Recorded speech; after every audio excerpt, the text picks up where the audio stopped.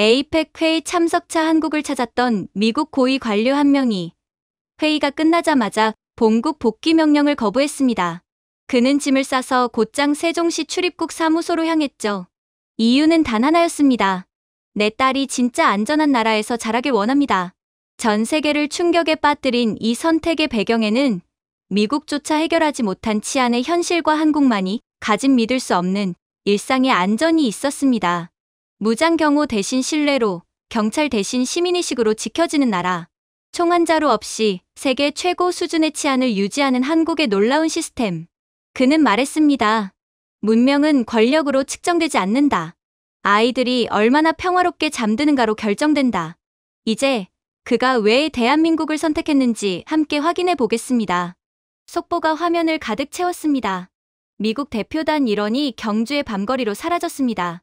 에이펙 정상회의 취재진에게 그것은 그저 또 하나의 헤드라인에 불과했습니다.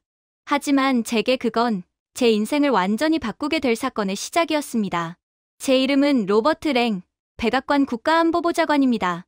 수많은 위기 회의와 핵 관련 보고서를 다뤄왔고 전 세계의 분쟁을 실시간으로 지켜보는 것이 제 일입니다. 혼돈의 소리를 누구보다 잘 아는 사람이지요. 하지만 저는 그때까지 안전의 진정한 의미를 알지 못했습니다. 그걸 한국에서 깨닫게 될 줄은 상상도 못했습니다. 선생님, 비행기 탑승 준비되었습니다. 워싱턴 덜레스 공항에서 보좌관이 제게 조용히 말했습니다. 10살짜리 제 딸 에밀리는 곰 인형을 꼭 껴안은 채 활주로의 불빛을 바라보고 있었습니다. 아빠, 거긴 위험한 곳이에요. 잠시 망설이다가 저는 대답했습니다. 한국은 아직 휴전 중인 국가라서 약간의 긴장이 있긴 하지만 걱정 말렴. 아빠는 안전하게 지내는 법을 잘 알아. 그 말은 마치 스스로에게 하는 거짓말처럼 들렸습니다. 비행기가 이륙하자 창밖으로 워싱턴의 불빛이 점점 작아졌습니다. 제가 평생 몸담았던 도시, 권력의 중심지이자 공포의 수도. 그곳에서 저는 아들 노아를 잃었습니다. 그날은 금요일 밤이었죠. 오늘은 일찍 들어갈게. 그렇게 말하고 집을 나섰던 날이었습니다. 노아는 집 근처 농구장에서 친구들과 놀고 있었습니다. 저희 집은 부유한 교외 지역이었고 우리는 울타리와 CCTV, 보안요원까지 갖춘 집에 살았습니다. 하지만 그 어떤 것도 훔친 총을 든 한 10대로 추정되는 무장괴한의 방아쇠를 막지 못했어요. 총알은 계급도 우편번호도 가리지 않았습니다. 다음 날 아침, 경찰은 늘 하던 말을 반복했습니다. 묻지마 범죄입니다. 현재 수사 중입니다. 유감입니다. 그러곤 갈색 종이봉투를 제게 건넸습니다. 그 안에는 노아의 휴대전화와 피로 얼룩진 재킷이 들어있었습니다.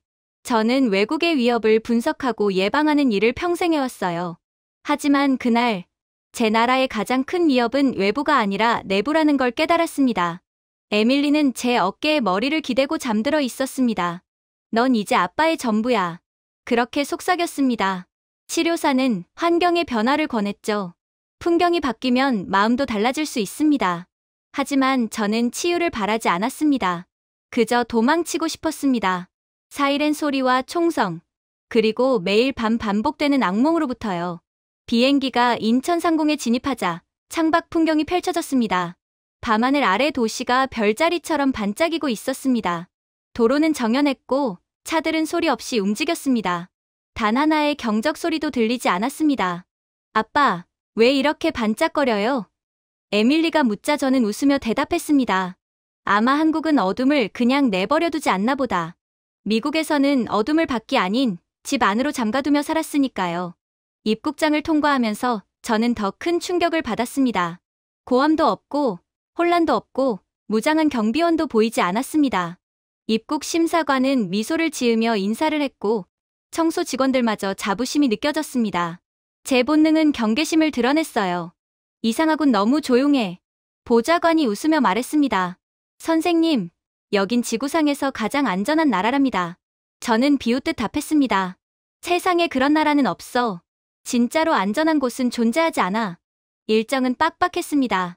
서울 회의를 마치면 곧바로 경주로 이동해야 했습니다. 경주? 일정을 보며 제가 물었습니다. 서울 말고 시골 도시에서 회의를 한다고? 보좌관은 설명했습니다. 유서 깊은 도시에서 미래를 논의한다는 상징성 때문입니다. 하지만 제 머릿속엔 시골이라는 단어만 남았습니다. 경찰 인력 부족, 어두운 거리, 범죄 취약 지역. 이게 바로 미국에서의 시골 지역의 이미지죠. 제 안에 경고등이 켜졌습니다. 특히나 아들을 잃은 이후 딸과 한시라도 떨어질 수 없는 트라우마가 생긴 저로서는 더더욱 그랬습니다. 하지만 서울로 이동하면서 저는 제 눈을 의심했습니다. 도시는 어둠이 아니라 빛으로 물들어 있었거든요. 도로는 깨끗했고 가로등은 일정한 리듬으로 반짝였습니다. 디지털 표지판은 보행자 정보를 알려주고 교통은 한치의 혼란도 없었어요. 이건 현실이 아니야. 제 입에서 무의식적으로 나온 말이었습니다.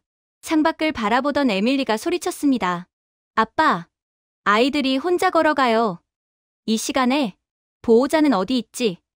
운전기사가 웃으며 대답했습니다. 여긴 괜찮아요. 모두가 서로를 지켜보니까요. 실제로 미국은 도시의 어둠이 깔림과 동시에 집 밖으로 외출 자체가 불가능하지만 한국의 거리엔 커플들이 손을 잡고 걸었고 혼자 조깅하는 여성도 있었습니다. 워싱턴의 침묵은 공포였지만 한국의 침묵은 평화였죠. 저는 홀린 듯 스마트폰을 켜고 검색창에 한국 범죄율을 입력했습니다. 통계는 믿기 힘들 정도였습니다. 폭력 범죄는 거의 없었고 총기 사망자는 사실상 제로였습니다. 그리고 다시 미국 뉴스를 열었어요. 학교 총격도 발생, 도심 폭행 사건 CCTV 공개, 경찰 개혁도 지연. 저는 조용히 화면을 닫았습니다. 안전이란 저는 혼잣말처럼 중얼거렸습니다. 위험이 없는 상태가 아니라 신뢰가 존재하는 상태구나.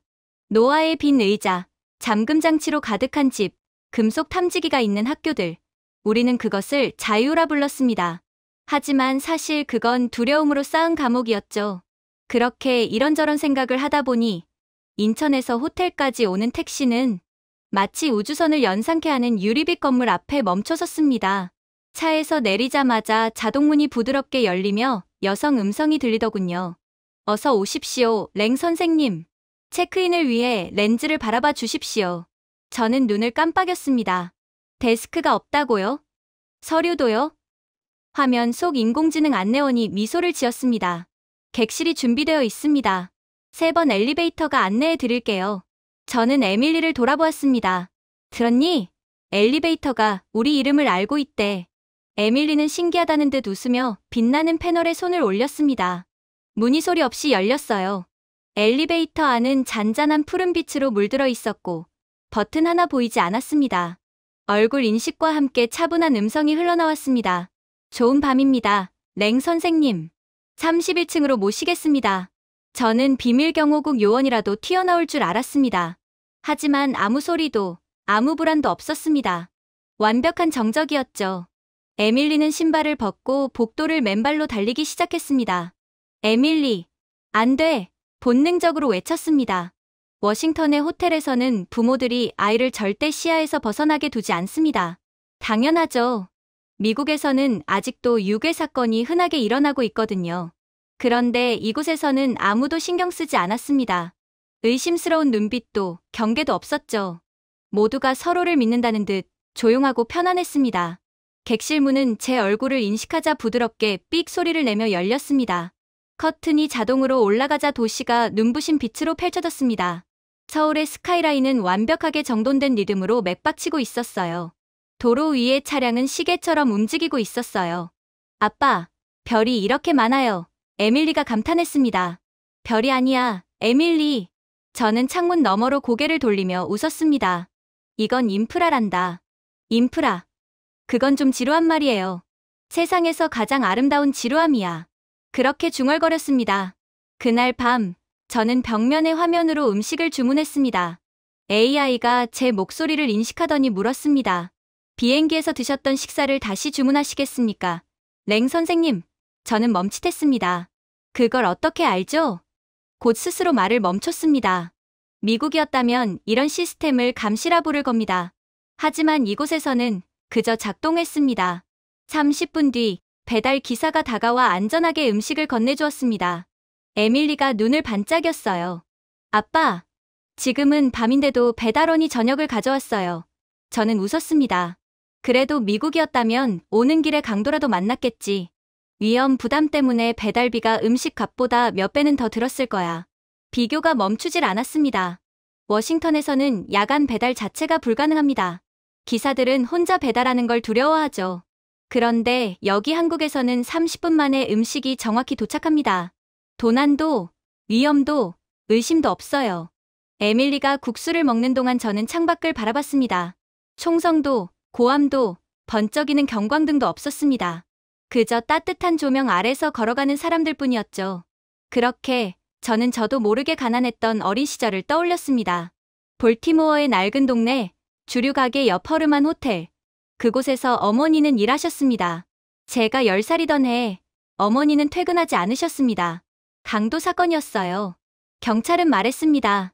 죄송하지만 범인을 특정할 수가 없습니다. 그들이 보여준 건 피 묻은 앞치마와 목걸이였습니다. 그 목걸이는 지금 에밀리의 목에 걸려 있습니다. 볼티모어의 사이렌은 자장가와 같았습니다. 매일 밤 같은 멜로디, 공포와 체념. 정전이 되면 사람들은 창문을 닫고 밖의 비명소리를 듣지 않으려 했습니다. 창문마다 쇠창살이 있었지만 두려움은 늘 스며들었습니다. 그때 저는 다짐했습니다. 언젠가 안전한 곳에서 살겠다. 그리고 결국 워싱턴으로 올라갔습니다. 자유의 요새라고 불리던 그곳에서 저는 진짜 안전을 잃었습니다. 우리는 더 높은 담을 세웠고 더 똑똑한 잠금 장치를 만들었으며 더 강한 총을 가졌습니다. 하지만 달라진 건 없었습니다. 두려움을 포장해 자유라 불렀을 뿐이었죠. 미국에서는 가난한 지역이나 부유한 지역이나 위험한 건 마찬가지였던 것입니다. 미국에서 밤늦은 시간 아이의 웃음소리는 위험한 도전처럼 들립니다. 하지만 이곳 한국에서는 그게 삶의 소리였어요. 아빠, 로비에 가도 돼요? 에밀리가 물었습니다. 캔디 자판기가 있다던데요. 이 시간에 괜찮아요. 다들 친절하잖아요. 저는 잠시 고민하다가 말했습니다. 좋아. 같이 가자. 로비는 한적했지만 생명력이 있었습니다. 로봇이 조용히 바닥을 닦고 있었고 한 커플은 디지털 벽난로 앞에서 이야기를 나누고 있었어요. 보안요원도 노골적인 CCTV도 없었습니다. 그런데도 모든 것이 안전했습니다. 에밀리는 자판기 앞에서 외쳤습니다. 아빠, 돈 대신 얼굴을 인식해요. 우리가 몇 호실에 머무는지 이미 알고 있어요. 스캐너 앞에 서자 자판기가 스낵을 떨어뜨렸습니다. 제가 웃으며 말했습니다. 미국이었다면 이 자판기는 하루 만에 털렸을 거야. 직원이 그 말을 듣고 미소 지으며 말했습니다. 여기선 안 그래요, 선생님. 한국은 기술도 믿지만 사람도 믿거든요. 그 말이 제 가슴을 쳤습니다. 신뢰와 기술, 그 두 단어는 미국에서는 절대 함께 쓰이지 않습니다. 워싱턴에서는 사람을 믿지 않기 때문에 CCTV를 달고 한국에서는 사람을 편하게 해주기 위해 CCTV를 다는 겁니다. 객실로 돌아가는 길, 모든 문이 제 얼굴을 알아보고 부드럽게 열렸습니다. 조명은 눈부시지 않게 조정되었고 어디에서도 경고음은 들리지 않았어요. 이건 사치가 아니라 배려였습니다. 건물 전체가 조용히 사람을 보호하고 있었죠. 볼티모어의 낡은 아파트를 떠올렸습니다. 고장난 초인종, 깜빡이는 복도 불빛, 벽 너머의 고함, 밤하늘을 붉게 물들이던 사이렌. 어머니는 늘 말씀하셨죠. 문은 2번 잠가, 로버트. 이 나라에서 공포는 항상 감수해야 하는 존재란다. 저는 그녀의 말대로 매일 문을 잠갔습니다. 하지만 공포는 노크하지 않고 들어왔어요. 지금 이 한국의 호텔에서 제 딸은 맨발로 웃으며 달리고 있었습니다. 조명이 그녀의 발걸음을 따라 움직였습니다. 딸은 전혀 두려워하지 않았어요. 조심해, 에밀리. 제가 말하자 그녀는 미소를 지으며 대답했습니다. 괜찮아요, 아빠. 여긴 안전하잖아요. 그녀를 침대에 눕히고 불을 끄자 AI가 부드럽게 속삭였습니다. 좋은 밤 되세요. 창밖의 도시를 바라보며 저는 생각했습니다. 볼티모어에서 안전은 특권이었습니다. 워싱턴에서 안전은 쇼였어요. 하지만 한국에서 안전은 공기 같았습니다. 너무 자연스러워서 그 존재조차 잊게 되는 것. 아마 비결은 기술이 아니라 사람일지도 모릅니다. 모두가 서로를 믿기로 한 사회. 그 신뢰 위에 문명이 세워진 나라. 저는 속삭였습니다. 안전은 특권이 아니라 참여야. 에밀리가 잠결에 웃었습니다. 그때 저는 처음으로 그녀의 꿈이 현실이 될 수도 있다고 믿었습니다. 그날 밤, 저는 다시 노아의 꿈을 꾸었습니다. 하지만 이번엔 피가 아니라 빛이었습니다. 에밀리와 노아가 빛나는 거리 위를 달리고 있었어요. 맨발로 자유롭게 두려움 없이. 그리고 깨어났을 때 들린 건 사이렌이 아닌 실내로 움직이는 도시의 잔잔한 소리였습니다. 그때 저는 깨달았습니다. 볼티모어의 유령들이 마침내 제 안에서 잠들었다는 것을요. 그렇게 서울에서의 회담이 끝나고 경주 에이펙을 위해 비행기를 탔습니다. 그리고 마침내 도착한 경주 공항 밖의 공기는 놀라울 만큼 고요하더군요. 경적도, 고함도, 혼란도 없었습니다. 그저 질서가 만들어내는 잔잔한 소리만이 공기를 채우고 있었습니다. 터미널 바닥은 유리처럼 빛났고 복도를 따라 청소 로봇이 조용히 움직였어요. 아빠, 여기 진짜로 사람이 다니는데 맞아요? 에밀리가 속삭였습니다. 저는 웃으며 대답했습니다. 그러게 말이야. 신발 자국 하나 없네. 한국의 공항 직원들은 미소를 지으며 인사했고 손을 가지런히 모은 채 예의 바르게 서 있었습니다. 볼티모어와 워싱턴에서 자란 제게 이런 긴장감의 부재는 오히려 낯설고 의심스러웠습니다. 짐을 찾고 나오자 택시 기사가 달려와 고개를 숙였습니다. 어서 오십시오, 손님. 짐을 실어드리겠습니다. 그는 제 짐가방을 조심스럽게 들어 트렁크에 실었습니다. 저는 자연스럽게 몇 장의 지폐를 내밀었어요. 그런데 놀라운 일이 벌어지게 됩니다. 그는 손을 내저으며 미소를 지었거든요. 팁은 괜찮습니다. 요금에 다 포함되어 있습니다. 정말요? 모든 게요? 그는 고개를 끄덕였습니다. 우리는 자부심으로 일하지, 팁으로 일하진 않습니다. 한국은 팁 문화 자체가 없고 그저 외국인 손님들을 환영할 뿐입니다. 저는 피식 웃었습니다. 미국이었다면 이런 말 한마디에 싸움이 났을 겁니다. 차가 터미널을 빠져나가자 또 한 번 놀라움이 밀려왔어요. 자동차 경적도, 경광등도, 어두운 골목도 없었습니다. 도로는 방금 세차한 듯 깨끗했고 모든 차선이 부드럽게 빛나고 있었죠. 멀리 보이는 절의 지붕들은 네온빛으로 물들었고 시범 운행 중인 자율주행 택시들이 소리 없이 도로 위를 미끄러졌습니다.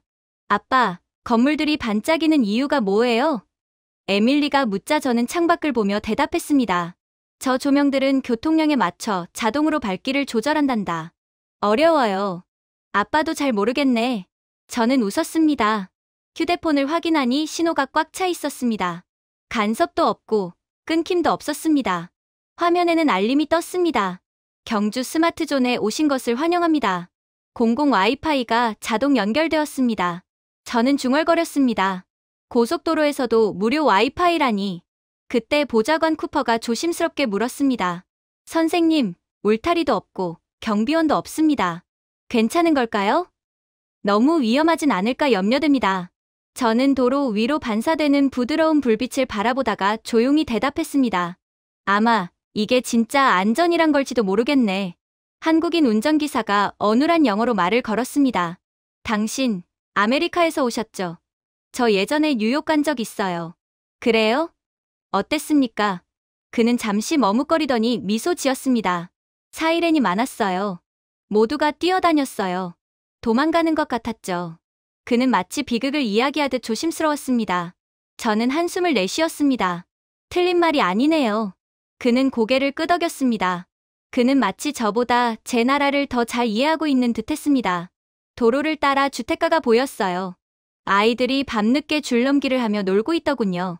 저 아이들 혼자 나와 있는 건가요? 제가 묻자 기사는 미소 지었습니다. 네, 여긴 위험이 없습니다. 그는 가로등을 가리켰습니다. 저기 카메라, 저기 센서. 위험이 감지되는 즉시 경찰은 1분 안에 도착합니다. 가로등 아래 작은 파란 불빛이 심장박동처럼 깜빡였습니다. 1분이라 저는 웃으며 중얼거렸습니다. 그 시간이면 미국의 911은 아직도 연결 대기 중일 텐데요. 그들은 가끔 일부러 전화를 받지 않는 경우도 있죠. 제 머릿속엔 워싱턴의 풍경이 스쳤습니다. 지저대는 게 높은 담, 페퍼 스프레이를 쥔 부모들. 자유의 나라라면서 두려움이 생활 습관이 되어버린 도시. 하지만 이곳은 달랐습니다. 담이 없어도 자물쇠가 없어도 모두가 서로를 믿고 있었습니다. 에밀리는 뒷좌석에서 잠들어 있었어요. 그러자 차 안의 조명이 자동으로 어두워졌습니다. 이건 또 어떻게 아는 거죠? 제가 묻자 운전기사가 웃었습니다. 열감지 센서예요. 뒷좌석에 사람이 잠들면 불빛을 줄입니다. 저는 피식 웃었습니다. 미국은 에어컨 하나도 제대로 안 돌아가는데 말이죠. 도심으로 들어서자 경주의 야경이 눈앞에 펼쳐졌습니다. 네온빛으로 비친 고대 사찰, 태양광 바닥 타일로 빛나는 산책로, 홀로그램 신호등 아래로 천천히 걷는 사람들. 쿠퍼, 이건 마치 역사가 미래와 거래를 한 것 같지 않나. 그는 고개를 끄덕였습니다. 선생님, 이런 시스템을 본국에 도입하면 어떨까요? 저는 고개를 저었습니다. 기술은 수입할 수 있어. 하지만 문화는 안 되지. 신호등 앞에서 차가 멈췄습니다. 보행자들이 천천히, 차분하게 건넜습니다. 시간이 0초로 깜박여도 아무도 뛰지 않았습니다. 단 한 대의 차도 경적을 울리지 않았죠. 모두가 마치 삶의 박자를 공유하듯 움직였습니다. 뉴욕이었다면 누군가 욕하고 있을 겁니다. 1분 1초가 급박하게 돌아가는 도시거든요. 쿠퍼가 속삭였습니다. 그리고 그걸 누군가가 찍어 틱톡에 올렸겠죠. 제가 대답하자 둘 다 웃었습니다. 그때 한 장면이 제 시선을 붙잡았습니다. 한 여성이 지갑 속에 신용카드를 떨어뜨렸고 뒤따르던 남성이 재빨리 주워 건넸습니다. 둘은 가볍게 인사하며 각각의 길로 갔습니다. 의심도 감사 인사조차 과하지 않았어요. 저는 말없이 창밖을 바라봤습니다. 미국이었다면 누군가는 도망쳤을 것이고 누군가는 고함을 질렀을 겁니다. 호텔에 도착하자 운전기사가 짐을 내려주며 말했습니다. 경주를 즐기세요. 아주 안전하고 멋진 도시입니다. 자랑스러우신가요? 그가 환히 웃었습니다.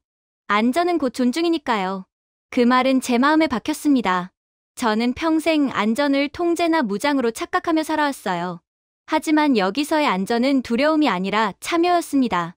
모두가 함께 지켜내는 평화였죠. 호텔 로비 안도 마찬가지였습니다. 손님들은 조용했고 직원들은 정교하게 움직였어요. 공기조차 맑고 부드러웠습니다. 한 아이가 장난감 드론을 들고 뛰어다녀도 아무도 화내지 않았습니다. 여유와 배려가 넘치는 곳이었죠. 리셉셔니스트가 미소 지으며 인사했습니다. 어서 오십시오, 랭 선생님. 도착 비콘으로 이미 체크인되었습니다. 도착 비콘이요? 휴대폰에 있는 칩이 도시 네트워크와 자동 연결됩니다. 개인정보가 너무 공유되는 건 아닌가요? 직원은 고개를 갸웃하며 말했습니다. 왜 나쁘게 쓰겠어요? 안전은 모두의 데이터로 지켜지는 거랍니다. 안전은 모두의 데이터로부터 나온다. 그 말이 머릿속을 떠나지 않았습니다. 미국이라면 감시사회라 비난했겠죠. 하지만 이곳에선 그건 협력이었습니다. 어쩌면 이게 바로 미국이 절대로 한국을 따라할 수 없는 본질적인 이유일 수도 있을 거라고 생각되었어요. 저는 호텔 발코니에 서서 도시를 내려다봤습니다. 모든 불빛이 의도적으로 설계된 듯 움직이고 있더군요. 드론의 미세한 진동, 사람들의 웃음, 전기 택시의 부드러운 움직임, 경적도, 사이렌도, 고함도 없었습니다. 단지 질서가 숨쉬는 소리만 있었죠. 저는 다시 미국을 떠올렸습니다. 이웃을 믿지 못해 경보기를 달고 낯선 이를 두려워해 총을 팔고 자유라는 이름으로 문을 걸어 잠그는 나라. 그러나 한국에서의 자유는 밤에 두려움 없이 걸을 수 있는 권리였습니다. 쿠퍼가 공용공간으로 나왔습니다. 선생님, 이 도시엔 무장 경비가 한 명도 없는 거 아세요? 저는 불빛이 흐르는 거리를 내려다보다가 대답했습니다. 아이러니하지만 그래서 더 안전한 것 같네. 아래에서는 사찰의 지붕이 별빛 아래에서 빛났습니다. 고대와 미래가 공존하는 풍경이었습니다. 방 안에서는 에밀리의 고른 숨소리가 들렸습니다. 그 순간 제 어깨 위에 얹혀있던 미국의 무게가 조금씩 사라지는 것 같았습니다. 아마 문명이란 건 부와 무기가 아니라 신뢰로 설계된 평화를 의미하는 게 아닐까요? 저는 조용히 속삭였습니다. 어쩌면 미래는 우리를 기다리는 게 아니라 이미 여기에 와 있는지도 몰라. 그리고 그 미래는 한국어로 말하고 있지. 그렇게 저는 불국사에 빛나는 언덕이 내려다 보이는 객실 안에서 저는 한동안 말을 잃었습니다. 이토록 조용하고 경비원 하나 보이지 않는 도시가 정말 존재한다는 게 믿기지 않았거든요. 에밀리는 침대 옆에서 콧노래를 부르며 태블릿을 만지고 있었습니다. 화면에는 이렇게 쓰여 있더군요. 스마트 호텔 키리스 시스템 활성화. 저는 문 앞에 손을 가져다 대보았습니다. 잠금 장치가 부드럽게 초록빛을 내며 열렸어요. 키카드도 비밀번호도 데스크에서 기다릴 필요도 없었습니다. 단지 인식만으로 조용하게 정확하게 열리더군요. 창문 밖에서 작은 진동음이 들렸습니다. 밖을 보니 드론 한 대가 호텔 주변을 천천히 선회하고 있었습니다. 하얀 불빛이 깜박이며 바람을 가르고 있었어요. 보안 드론이에요. 에밀리가 신이 나서 말했습니다. 앱에 써 있어요. 1시간마다 순찰을 돈대요. 저는 미소를 지었습니다. 우리나라에서는 드론이 전쟁에나 쓰이는데 여기선 그냥 조용히 지켜보는구나. 우리는 카페로 내려갔습니다. 손님들이 커피를 마시며 이야기를 나누거나 노트북으로 일을 하고 있더군요. 하지만 제 눈에 들어온 건 인테리어가 아니라 그 노트북들이었습니다. 수십 대의 노트북이 테이블 위에 덩그러니 놓여 있었고 주인들은 아무렇지 않게 자리를 비우거나 통화를 하러 나가고 있었습니다. 이 사람들 제정신인가요? 제가 중얼거리자 옆에 있던 쿠퍼가 따라보며 말했습니다. 선생님, 노트북을 그냥 두고 가네요. 그래, 우리나라였다면 그건 기부야. 그때 젊은 컨시어지가 웃으며 다가왔습니다. 괜찮아요, 손님. 아무도 남의 걸 가져가지 않아요. 아무도요? 제가 되물었습니다. 그녀는 고개를 갸웃하며 대답했습니다. 왜 그래야 하죠? 남의 것을 대체 왜 가져가겠어요? 그녀의 말투는 자랑스럽지도 위협적이지도 않았습니다. 그저 자연스러웠습니다. 제가 그러한 모습은 한국의 CCTV 인프라 때문이냐고 묻자 그녀는 그저 태블릿을 들어 지도 하나를 보여주었습니다. 저희 CCTV 인프라 및 기술력은 그런 용도로 사용하지 않아요. 시민들을 더욱 적재적소에 맞게 도와주는 데 쓰이죠. 보세요. 경주 시내의 곳곳에 작은 불빛들이 반짝이고 있었습니다. 이건 시민과 시스템의 연결망이에요. 누군가 쓰러지면 드론이 의료 키트를 가져오고 불이 나면 알람이 울리기 전에 주변 주민들에게 경보가 전달돼요. 한국에서는 기술력의 수혜를 모두가 받는 거죠. 저는 그저 말문이 막힐 뿐이었습니다. 카페 건너편에서는 10대 청소년들이 웃으며 떠들고 있었어요. 그들은 휴대폰을 충전대에 올려두고 밖으로 나갔습니다. 누구도 그 기기를 쳐다보지 않더군요. 저는 워싱턴의 한 장면이 떠올랐습니다.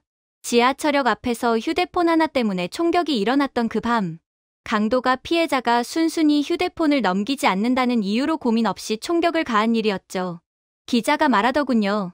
또 한 번의 무의미한 폭력입니다. 항상 또 한 번. 끝없이 반복되는 또. 에밀리가 제 소매를 잡아당겼습니다. 아빠, 정원에 가도 돼요? 지금은 밤이야. 괜찮아요. 컨시어지가 미소를 지었습니다. 안전합니다, 손님. 외부 센서가 활성화되어 있어요. 저는 잠시 망설이다가 말했습니다. 좋아. 근데 눈앞에서 놀아야 해. 에밀리는 빛나는 바닥 위를 따라 달려나갔습니다. 걸음을 옮길 때마다 바닥이 조용히 빛을 밝혔어요. 선생님, 오늘은 좀 편안해 보이십니다. 쿠퍼가 말했습니다. 저는 깨달았습니다. 제 어깨가 긴장을 풀고 있었고 허리춤에 총이 사라졌는데도 불안하지 않았습니다. 언제 이렇게 안심하고 있었는지 기억도 안 나네요. 그동안 너무 피곤하신 걸지도요. 그럴지도. 하지만 아마 한국에서 진짜 안전이 무엇인지를 느껴서 그럴 겁니다. 컨시어지가 차 2잔을 가져와 말했습니다. 경주는 조용하지만 그래서 더 자랑스럽습니다. 사람들은 안전을 지루하다고 하지만 저희는 아름답다고 생각해요. 그 말에 저는 어머니의 목소리를 떠올렸습니다. 평화는 소리가 없단다, 로버트. 들리지 않는 소리가 진짜 평화야. 그 말을 잊고 살았던 것 같습니다. 창밖을 보니 에밀리가 연못가에 앉아 있었습니다. 지나가던 부부가 제 딸에게 미소를 짓고 지나갔습니다. 아무도 불쾌한 시선을 주지 않았고 아무도 불편해하지 않았습니다. 한국에서는 모든 것이 그저 함께 존재하는 풍경이었죠. 워싱턴이었다면 저는 그녀의 손을 꽉 잡고 주변을 감시하며 걸었겠죠. 하지만 이곳에서는 앉아서 바라보는 것만으로 충분했습니다. 그날 밤, 방으로 돌아온 에밀리는 금세 잠들었습니다. 창밖에서는 드론이 조용히 순찰을 돌았죠. 잠금 장치를 확인할 필요도, 문을 걸어 잠글 필요도 없었습니다. 도시는 그 자체로 잠금 장치가 되어 있었죠.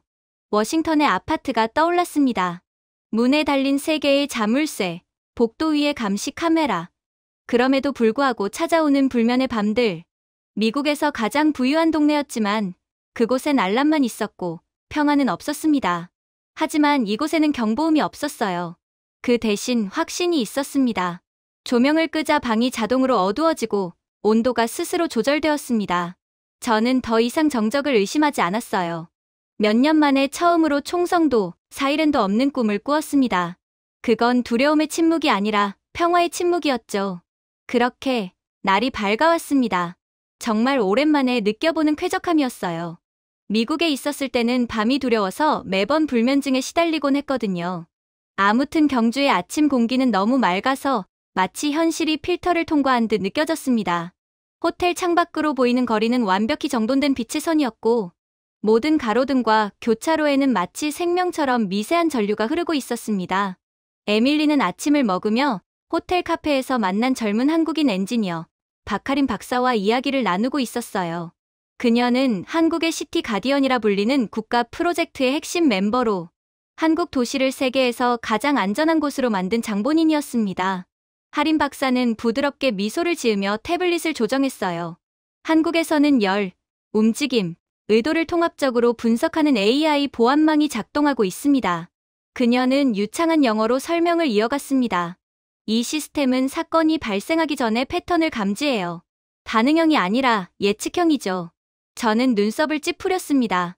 예측형이라니 결국 추측한다는 거 아닌가요? 그녀는 고개를 저으며 말했습니다. 아니요, 이해하는 거예요. 이 AI는 인간의 행동과 제스처를 통해 감정과 긴장을 읽습니다. 행동을 언어처럼 해석하죠. 에밀리가 눈을 반짝이며 물었습니다. 그럼 나쁜 사람도 알아볼 수 있어요? 하리는 웃으며 대답했습니다. 나쁜 사람이라기보다 도움이 필요한 사람을 알아보는 거예요. 그녀의 대답은 제 가슴속 어딘가를 건드렸습니다. 저는 제 아들 노아의 사건을 떠올렸습니다. 그 사건은 18개월간의 적극적인 수사 끝에 아무런 결론 없이 끝났습니다. 용의자 없음. 그 한 문장이 제 인생을 갈라놓았습니다. 경찰은 마지막에 이렇게 말했죠. 사건은 계속 수사 중입니다. 랭씨. 너무 낙담하지 마세요. 계속 열린 사건. 그러나 제겐 그저 상처가 다치지 않은 채 남아있었을 뿐이었습니다. 저는 하린을 바라보며 말했습니다. 우리나라에서도 카메라는 많아요. 그런데 아무것도 변하지 않습니다. 그녀는 고요하게 웃으며 대답했습니다. 그건 카메라가 본다에만 그치기 때문이에요. 한국에서 카메라는 배웁니다. 그건 통제가 아닌가요? 그녀는 고개를 저었습니다. 아니에요. 이건 공감의 코드입니다. 우리는 범죄를 처벌하기 전에 보호하기 위해 움직여요. 에밀리가 스마트폰을 꺼내 들었습니다. 아빠, 봐요. 학교 가는 안전 경로가 보여요. 화면에는 초록색으로 빛나는 길들이 표시되어 있었습니다. 하린이 자랑스럽게 말했습니다. 그건 AI 안전망이에요. 실시간으로 시민 데이터와 가로등의 얼굴 인식 노드 정보를 종합해 갱신됩니다. 모든 교차로가 중앙 시스템과 동기화되어 있어요. 모든 가로등이요? 제가 묻자 그녀는 미소 지었습니다. 네, 어느 길을 걷든 도시가 함께 걷습니다. 그녀의 말은 이상하리만큼 가슴 깊숙이 와닿았습니다. 미국에서는 아이에게 혼자 걸어가지 말라고 가르칩니다. 하지만 이곳에서는 혼자 걸을 수 있게 시스템이 만들어져 있었습니다. 잠시 후 우리는 근처 카페로 향했습니다. 그리고 안에는 충격적인 장면이 펼쳐지고 있었죠.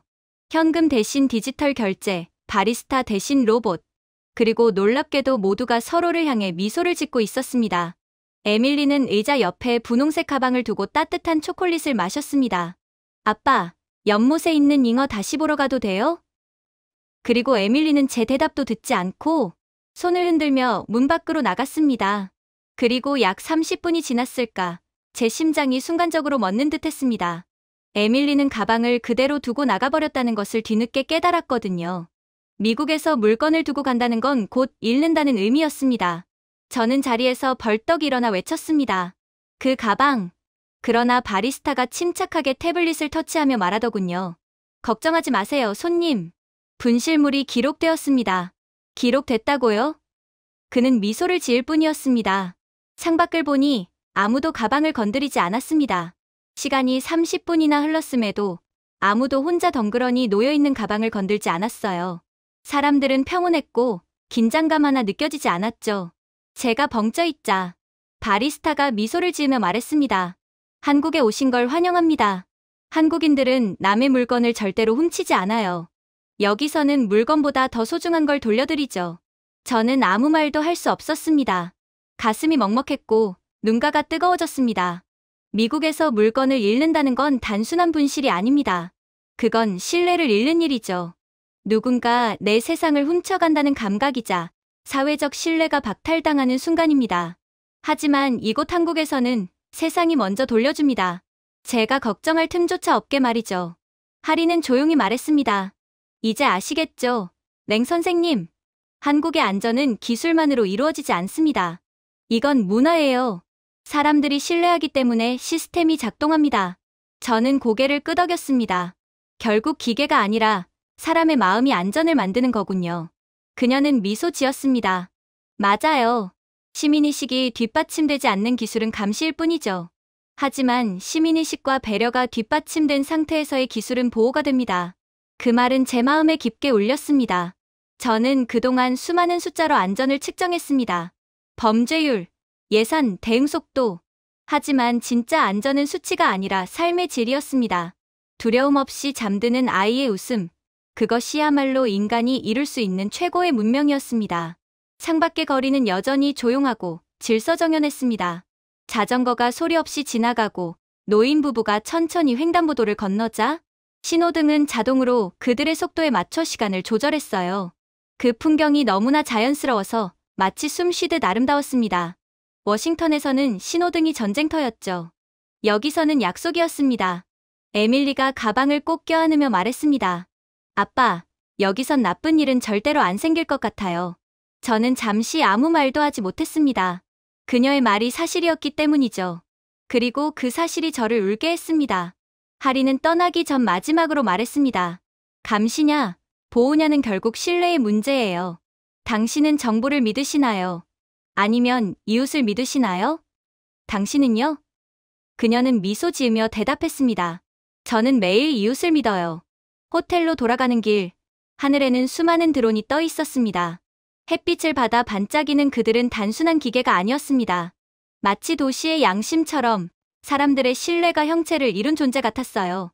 그렇게 석양이 경주를 덮을 때 저희는 다시금 일정을 시작했습니다. 도시는 마치 안에서부터 빛이 나는 듯했습니다. 돌담 하나, 나무가 늘어선 오솔길 하나까지도 부드러운 금빛 안에 숨을 고르고 있더군요. 에밀리는 저보다 한참 앞서 달리며 저녁 등불 아래서 웃음을 터뜨렸습니다. 등불은 우리가 발을 디딜 때마다 자동으로 켜졌고 길 전체가 마치 별빛처럼 반짝였습니다. 멀리 대릉원의 거대한 봉분들이 고요히 솟아 있었습니다. 아이들은 자유롭게 뛰어다니고 연인들은 손을 잡은 채 산책하고 있었지만 그 사이에는 소음도, 고함도, 경적도 없었습니다. 평화로움이 마치 기술처럼 정밀하게 설계되어 있는 듯했죠. 쿠퍼가 제 옆을 걸으며 주위를 둘러보았습니다. 그의 얼굴에는 경이로움과 혼란이 동시에 서려 있었습니다. 선생님, 울타리도 없고 경비원도 없습니다. 출입 금지 표지판도 없어요. 그런데 아무도 손대지 않습니다. 어떻게 이럴 수가 있죠? 그는 낮게 속삭였습니다. 미국이었다면 이곳은 일주일도 안 돼서 낙서투성이가 됐을 겁니다. 제가 피식 웃으며 말했습니다. 일주일? 그건 낙관적이군. 하루면 충분하지. 그때 젊은 여행 가이드가 다가와 정중히 인사했습니다. 어서 오세요. 이곳은 천년의 시간을 품은 경주의 왕릉입니다. 그녀는 유창한 영어로 말하며 길 아래를 가리켰습니다. 발밑의 바닥에는 미세한 불빛이 흐르고 있었어요. 이 길에는 습도와 발의 압력을 감지하는 센서가 내장되어 있습니다. 고분의 진동을 최소화해서 자연이 불편하지 않도록 설계되어 있죠. 에밀리가 불빛에 손을 대며 말했습니다. 따뜻해요. 가이드가 미소 지었습니다. 이건 온도 조절 장치예요. 이끼가 생기지 않게 유지한답니다. 우린 유적을 떼어놓고 보존하지 않아요. 함께 살아가며 지켜요. 조금 더 걸으니 신기한 풍경이 펼쳐졌습니다. 가이드가 준 AR 안경을 착용해 봤더니 고대의 돌무덤 위로 홀로그램 영상이 떠올라 있었거든요. AI가 복원한 옛 벽화 조각들이 빛으로 재현되어 수백 년 전 장인과 승려의 손짓이 투명한 형태로 공중에 살아 있었거든요. 가이드는 부드럽게 말했습니다. 우리 조상들은 두려움을 막기 위해 벽을 쌓지 않았습니다. 아름다움을 보존하기 위해 벽을 세웠습니다. 그녀의 말이 제 가슴을 깊게 파고들었습니다. 아름다움을 위한 벽, 두려움을 위한 벽이 아니다. 미국이 떠올랐습니다. 콘크리트 장벽, 철조망, 학교의 금속 탐지기, 끝없이 세워진 사유지, 출입금지 표지판들. 우리는 두려움으로 경계를 세웠지만 한국인들은 자부심으로 경계를 세웠던 것입니다. 쿠퍼가 하늘을 올려다보며 말했어요. 선생님, 지금 우리는 무장도 안 했는데 평생 중 가장 안전하다는 게 믿기지 않습니다. 심지어 지금은 밤이라고요. 저는 고개를 끄덕였습니다. 그건 한국에선 규율이 민주주의이기 때문이지. 규율이요?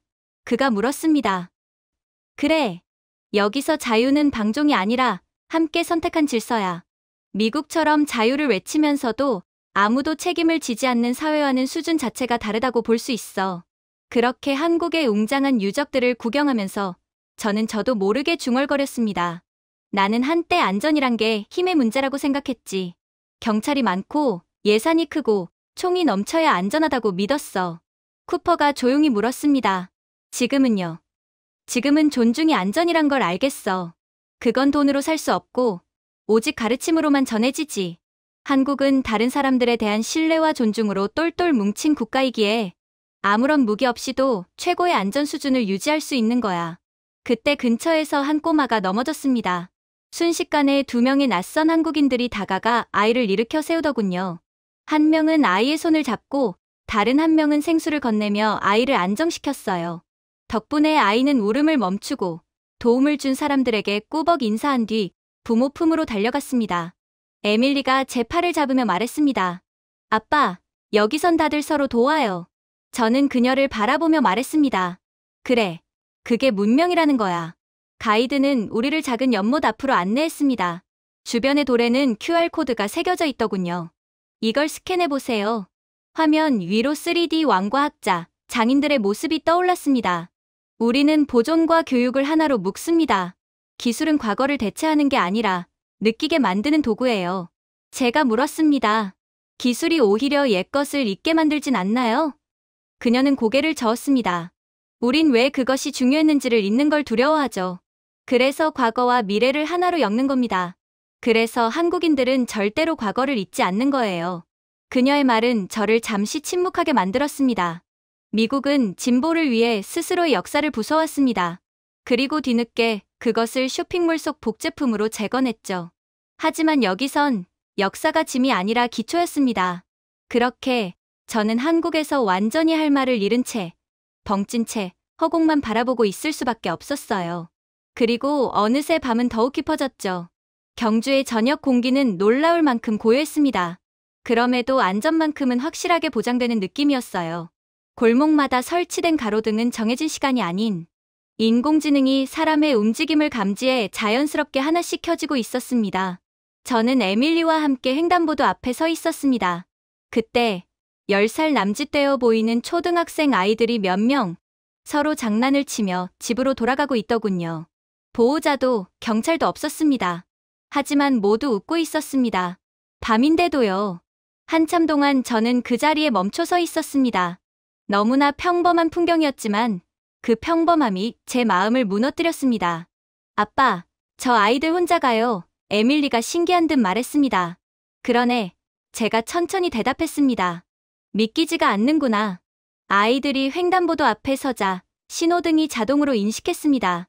바닥의 센서가 아이들의 위치를 감지하고 가로등 불빛이 마치 부드러운 우산처럼 아이들의 경로를 따라 환하게 비쳤습니다. 아이들이 지나가는 동안 도로 주변의 다른 불빛이 잠시 줄어들었어요. 도시 전체가 그들의 귀가를 배웅하듯 아이들의 길만을 밝혀주는 것 같았습니다. 저는 아무 말도 할 수 없었습니다. 버지니아에서는 이런 일이 기적에 가까웠으니까요. 미국에서 안전이라는 단어는 정치인들이 선거철마다 꺼내 쓰는 장식품 같은 말이었습니다. 저희 아들 노아도 그 안전한 동네 중 하나에서 살았습니다. 깔끔한 울타리, 깃발이 걸린 마당, 집집마다 똑같이 생긴 우체통. 모두가 여긴 그런 일 없을 거야라고 믿는 그런 곳이었습니다. 하지만 그건 거짓이었습니다. 그러나 피해자는 노아뿐만이 아니었어요. 그날의 기억이 다시 몰려왔습니다. 저는 워싱턴 DC에서 연설 중이었습니다. 주제는 민주주의와 세계 평화. 연설 도중 보좌관이 쪽지를 건넸습니다. 버지니아 페어팩스 카운티 학교 봉쇄 사건 발생. 저는 대수롭지 않게 넘겼습니다. 미국에선 이런 일은 흔했으니까요. 하지만 그건 진짜였습니다. 첫 번째 전화는 에밀리의 친구에게서 걸려왔습니다. 떨리는 목소리로 그 아이는 속삭였습니다. 아저씨 안에 누가 있다고 해요. 그 뒤로 찾아온 건 모든 것을 삼켜버린 정적이었습니다. 경찰은 20분이나 늦게 도착했어요. 그 20분 동안 제가 믿어왔던 미국의 질서와 자부심, 그리고 그 어떤 힘도 무의미해졌습니다. 결국 에밀리의 친구 몇 명은 그 무차별 총격에 의해 희생당해야 했고, 에밀리 또한 절대로 지울 수 없는 트라우마가 생기고 말았죠. 그런데 정신을 차리고 다시 눈을 뜨니 제 앞에는 한국의 아이들이 있었습니다. 그들의 손목에는 작게 빛나는 스마트워치가 있었습니다. 아이들의 심박수, 위치, 교차로 진입 등 모든 것이 기록되고 있었죠. 그리고 도시의 아동보호 인공지능 네트워크와 연결되어 있었습니다. 그건 감시가 아니라 보호였습니다. 보이지 않는 천사가 그들을 따라다니는 듯했죠. 그때 한 한국인 어머니가 제 시선을 알아차리고 다가와 미소 지으며 말했습니다. 이건 안전 스마트워치예요. 아이가 너무 오래 움직이지 않거나 일정 반경을 벗어나면 경보가 울립니다. 부모뿐만 아니라 주변 상점이나 근처 경찰도 바로 알림을 받아요. 상점 주인도요? 제가 되물었습니다. 그녀는 고개를 끄덕였습니다. 네, 여기는 모두가 함께 책임져요. 치안은 정부가 관리하는 게 아니라 시민의 습관이에요. 상점 주인들도 흔쾌히 그러한 알림을 받아들였을 뿐만 아니라 오히려 당연히 어른들이 나서야 할 문제라며 아이들의 안전을 위해 발벗고 나서기까지 했죠. 그 말이 가슴 깊숙이 박혔습니다. 안전이 습관이라니, 강제로가 아니라 자발적으로 만들어진 사회. 그때 에밀리가 제 옷자락을 잡았습니다. 아빠, 저쪽 불빛까지만 혼자 걸어가도 돼요? 혼자. 응, 아빠가 다 볼 수 있잖아요. 그녀가 걸음을 떼자 횡단보도 아래가 반짝이며 빛났습니다. 바닥의 센서가 움직임을 인식하고 AI 네트워크가 에밀리의 스마트워치와 제 스마트폰을 연결했습니다. 잠시 후 제 화면에 메시지가 떴습니다. 에밀리 안전하게 횡단 완료. 저는 조용히 웃었습니다. 눈가가 뜨거워졌어요. 이런 건 한국에서만 가능한 일이네. 그 순간 예전 제 보좌관의 말이 떠올랐습니다. 모든 사람을 지킬 수는 없습니다. 그게 자유의 대가죠. 하지만 저는 이제 알았습니다. 그건 철학이 아니라 포기였습니다. 왜 미국은 아이들의 죽음을 자유의 비용이라고 합리화했을까요? 여기 한국에서는 달랐습니다. 기술은 사람을 감시하는 게 아니라 지켜주는 역할이었죠. 모든 교차로는 중앙 시스템과 연결되어 있었고, 아이가 소리를 지르거나 가방을 떨어뜨리면 즉시 카메라가 위치를 추적하고 당국이 곧바로 달려와 조치를 취했죠. 모든 과정이 불안이 아닌 신뢰를 바탕으로 작동하고 있었습니다. 그때 문득 노아와의 마지막 아침이 떠올랐습니다. 그는 빨간 후드티를 입고 학교 가기 싫다고 투덜대며 걷고 있었습니다. 가자, 아들. 안전하니까 괜찮아. 그가 웃으며 말했죠. 아빠는 항상 너무 걱정이 많아요. 하지만 그날 그는 돌아오지 못했습니다. 이제 저는 한국의 밤거리에서 에밀리를 바라보며 깨달았습니다. 저는 평생 안전을 설교했지만 정작 제 나라에선 그걸 잃었습니다. 에밀리가 뛰어와 제 손을 잡았습니다. 그녀는 웃고 있었지만 제 눈엔 눈물이 고였어요. 그래, 이 도시는 너를 완전히 지켜주고 있단다. 아빠처럼요? 아니, 이 도시는 아빠보다 더 잘 너를 지켜줄 거야. 그녀가 제 눈물을 보고 물었습니다. 아빠, 또 울어요? 제가 미소 지으며 대답했습니다. 아니야, 이제야 안심이 돼서 그래. 우리는 손을 잡고 빛나는 길을 건넜습니다. 보행감지 센서가 우리의 발자국을 따라가며 은은하게 빛나더군요. 머리 위에는 시범 운영 중인 순찰 드론이 조용히 떠 있었고 그 모든 것이 경계가 아닌 평화처럼 느껴졌습니다. 저는 혼잣말로 중얼거렸습니다. 우리는 아이들에게 달리는 법을 가르쳤지만 이곳의 아이들은 우리에게 걷는 법을 가르치고 있구나. 에밀리가 고개를 갸웃했습니다. 뭐라고 했어요, 아빠? 아무것도 아니야, 에밀리. 그냥 내 오빠가 이걸 봤다면 좋았을 것 같단 생각이 들어서. 우리가 호텔로 돌아오는 길바닥에 조명이 한 걸음마다 따라 켜졌습니다. 마치 도시가 우리의 존재를 기억하려는 듯 한 발 한 발을 빛으로 새겨주는 것 같았습니다. 그날 밤, 저는 오랜만에 어둠을 두려워하지 않았습니다. 왜냐하면 이곳은 시스템이 사람을 지키는 곳이 아니라 사람의 신뢰가 시스템을 지키는 곳이었기 때문입니다. 그리고 그 순간 저는 알았습니다. 문명은 힘으로 만들어지지 않습니다. 진짜 문명은 아이들이 밤에 웃으며 집으로 걸어갈 수 있는 사회입니다. 그리고 그런 세상에서야 비로소 아버지들은 두려움 없이 숨을 쉴 수 있죠.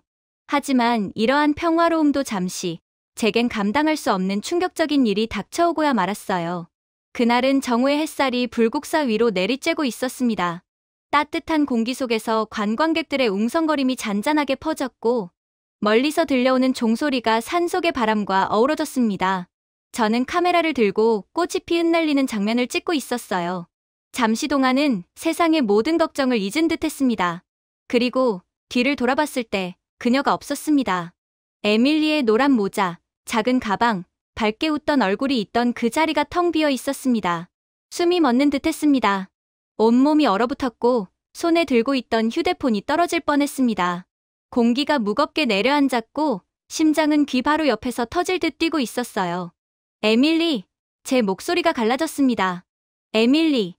이번엔 더 크게 외쳤습니다.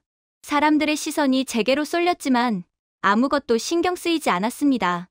군중은 너무 많았고 색깔들은 너무 혼란스러웠습니다. 그 순간 버지니아의 그날이 떠올랐습니다. 학교 봉쇄, 뉴스 속보, 그리고 끝없는 사이렌 소리. 다시 그 공포가 저를 삼켰습니다. 에밀리. 이번엔 거의 절규에 가까웠습니다. 그때 젊은 한국 경찰 한 명이 제게 다가오더군요. 선생님, 진정하세요. 그는 유창한 영어로 말했습니다. 따님이시죠? 어떤 색 옷을 입고 있었습니까? 파란색 원피스요. 흰 줄무늬요. 10살이고 갈색 머리에 키는 작고 그는 주저하지 않았습니다. 어깨에 단 이어피스를 손으로 눌러 빠르게 한국어로 무전을 날렸습니다. 몇 초 후 다른 경찰관이 달려왔고 곧바로 손목에 찬 기기를 조작했습니다. 그리고 저는 그것을 봤습니다. 주변의 디지털 전광판, 휴대폰 화면, 안내 키오스크까지 모두 동시에 붉게 깜빡이며 같은 문구를 띄웠습니다. 실종 아동 파란 줄무늬 원피스, 불국사 인근. 그 젊은 경찰관은 침착하게 말했습니다. 여기 계세요. 곧 찾을 겁니다. 아니요. 당신은 몰라요. 미국에서도 똑같은 말을 했어요. 그땐 그는 제 말을 부드럽게 끊었습니다. 선생님, 여기는 한국입니다. 여기에선 아이가 사라지지 않습니다. 절대로요. 그의 말이 믿기지 않았습니다. 하지만 주변을 둘러보니 놀라운 일이 벌어지고 있었습니다. 한국인 가게 주인은 판매를 멈췄고 벤치에 앉아있던 어르신들은 일어나 사방을 둘러봤습니다. 학생들은 자발적으로 흩어졌고 심지어 스님들까지 고요히 고개를 돌려 제 쪽을 바라봤습니다. 아무도 남의 일처럼 여기지 않았습니다. 아무도 외면하지 않았습니다. 한복을 입은 아주머니가 다가와 물 한 컵을 내밀었어요. 걱정 마세요. 곧 찾을 거예요. 여긴 아이들이 모두 우리의 아이들이니까요. 그 말이 제 마음을 송두리째 흔들었습니다.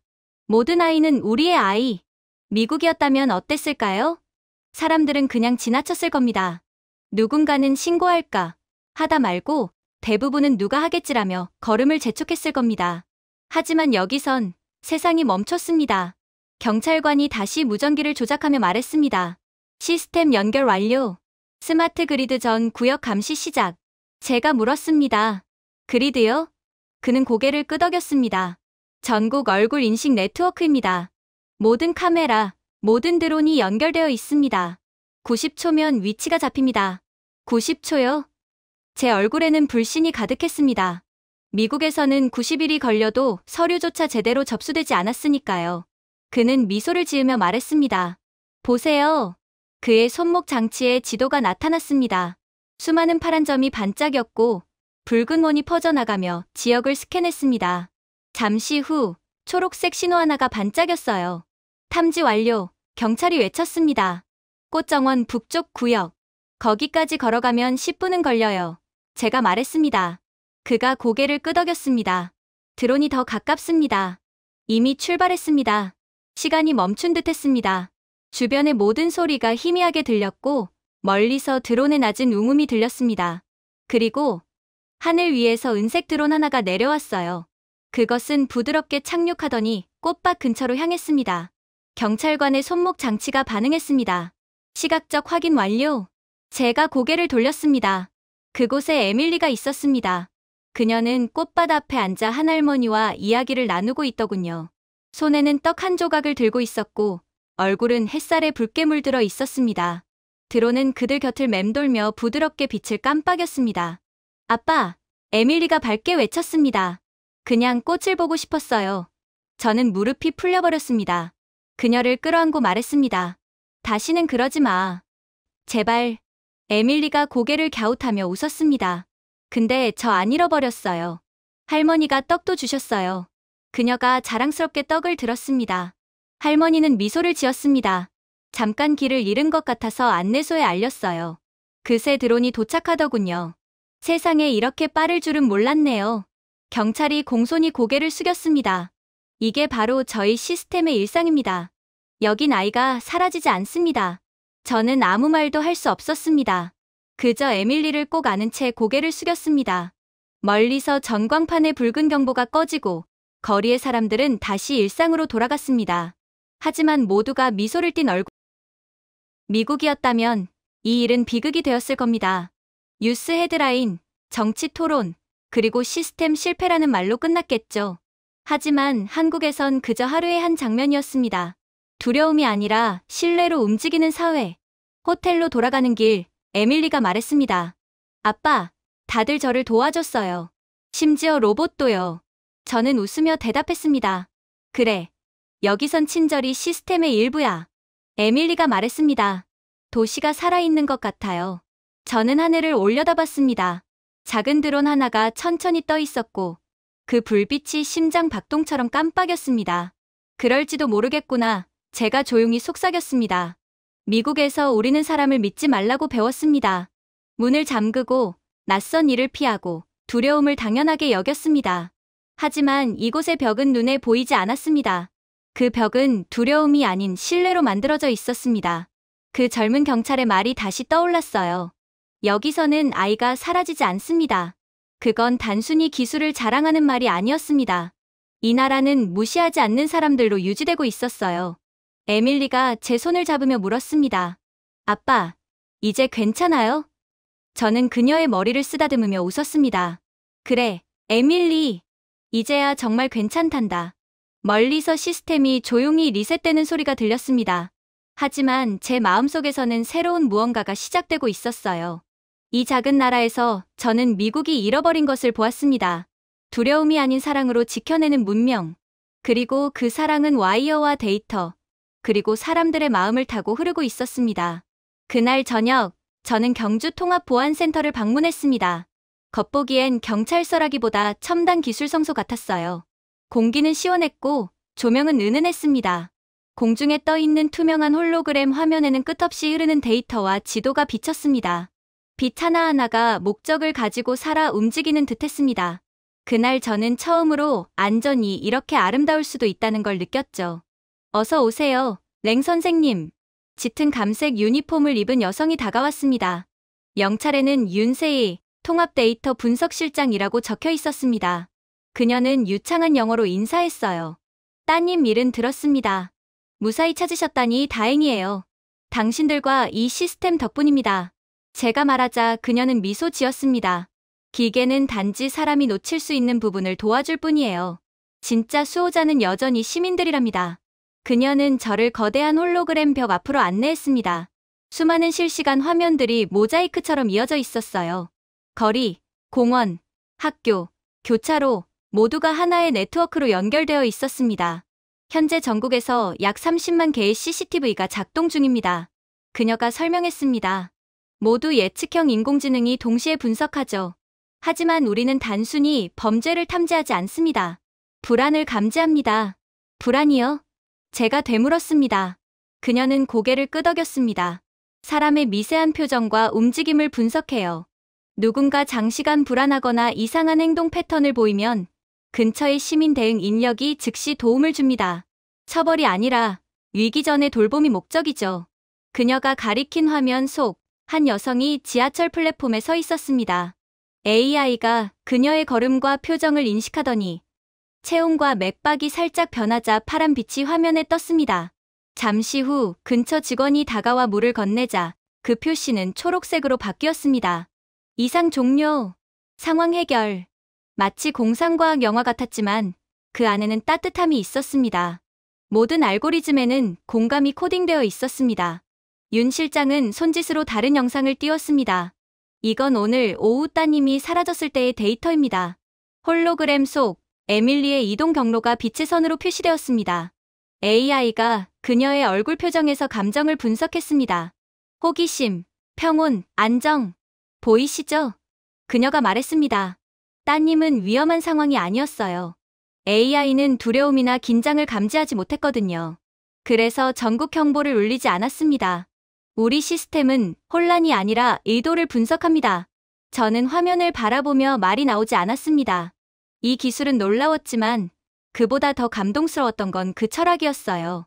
미국의 시스템은 사람을 통제하기 위해 만들어졌지만 한국의 시스템은 사람을 이해하기 위해 존재했습니다.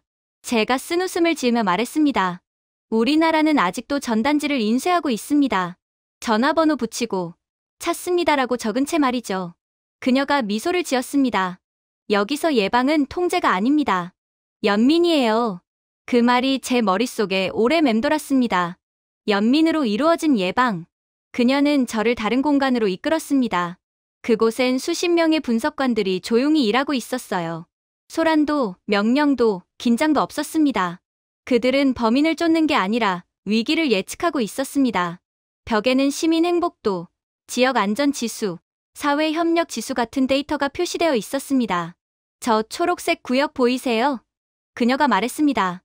부산의 한 지역이에요. 지난 5년간 사건 0건입니다. 5년이요? 제가 놀라 묻자 그녀는 고개를 끄덕였습니다.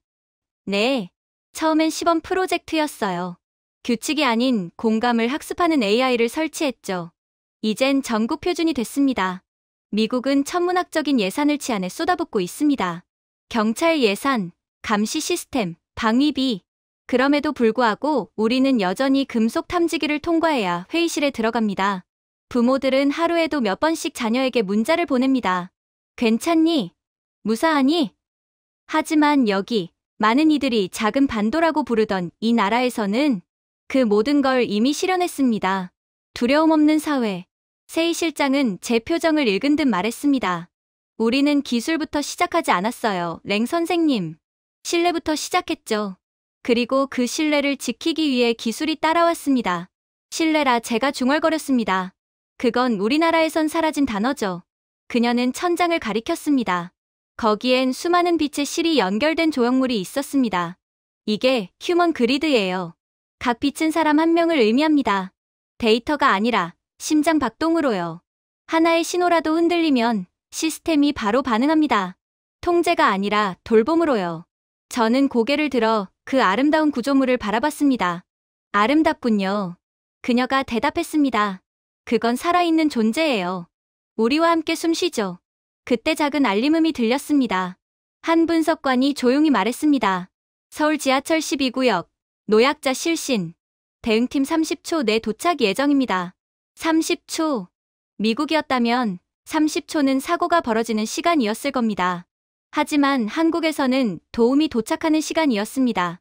이런 효율성 익숙해지시나요? 제가 묻자 그녀는 고개를 저으며 미소 지었습니다. 익숙해지는 게 아니라 감사하게 느끼죠. 왜냐하면 이건 기술이 아니라 사람들의 마음이 유지시키는 체계니까요. 그녀의 말이 제 가슴을 울렸습니다. 이 나라는 기술로 안전을 만든 게 아니었습니다. 착한 마음으로 안전을 만든 나라였습니다. 저는 워싱턴의 범죄 보고서를 떠올렸습니다. 총기 난사 뉴스, 유혈 사태, 불안한 정치, 끝없는 논쟁들.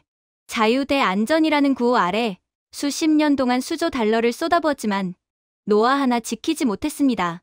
하지만 한국은 달랐어요. 이들은 폭력이 아닌 신뢰와 온기로 치안을 완성했습니다. 세희 실장이 마지막으로 저를 바라봤습니다. 국가안보 쪽에서 일하셨다고 들었습니다. 네, 너무 오랫동안요. 그렇다면 아시겠네요. 진짜 안보는 두려움으로 유지되지 않아요. 공감으로 유지되죠. 그녀의 말이 공기 속에 오래 남았습니다. 홀로그램 지도 위에 한국이 금빛으로 빛나고 있었습니다. 모든 점이 살아있는 듯 유기적으로 움직이고 있었습니다. 그걸 보며 저는 처음으로 질투가 아닌 감사를 느꼈습니다. 그리고 진심으로 한국에서 사는 한국인들이 너무나도 부러워서 미칠 노릇이었죠. 그렇게 다음 날 아침 제 휴대폰은 쉴 새 없이 울렸습니다. CNN, BBC, 알자지라까지 모든 국제 언론이 똑같은 제목을 내걸고 있더군요. 대한민국 너무 안전한 나라? 화면에는 서울과 경주의 야경이 드론 촬영으로 비춰지고 그 위로 기자들의 단어가 떠올랐습니다. 통제, 감시, 사회적 복종.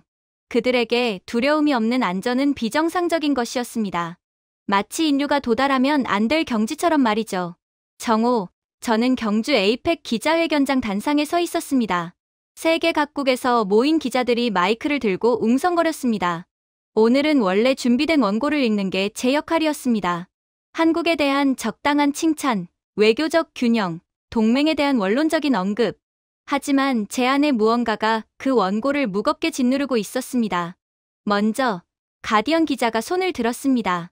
랭 보좌관님, 그녀는 단호하게 물었습니다. 많은 서방 국가들은 한국의 감시 시스템을 과도하다고 비판합니다. 디스토피아적이라고도 하죠. 그렇게 생각하지 않으십니까? 저는 그녀를 바라보다가 뒤편 스크린에 비친 서울의 빛나는 야경을 보았습니다. 디스토피아라 저는 천천히 되물었습니다. 그건 당신이 어디에 서 있느냐에 달려 있습니다. 순간 회의장은 조용해졌습니다. 제가 온 나라 미국에서는 사람들이 자기 집에 카메라 5개를 설치합니다. 제 목소리는 차분했지만 확실했습니다. 아이들은 혼자 학교에 가지 못합니다. 그리고 자유라는 단어는 이제 축복이 아니라 장벽이 되어버렸습니다. 기자들 사이에 미묘한 시선 교환이 일어났습니다. 한국은 제가 말을 이었습니다. 우리가 상상조차 하지 못한 일을 해냈습니다. 이들은 재산만이 아니라 마음의 평화까지 보호하는 시스템을 만들었습니다. 당신들은 그걸 감시라고 부르죠.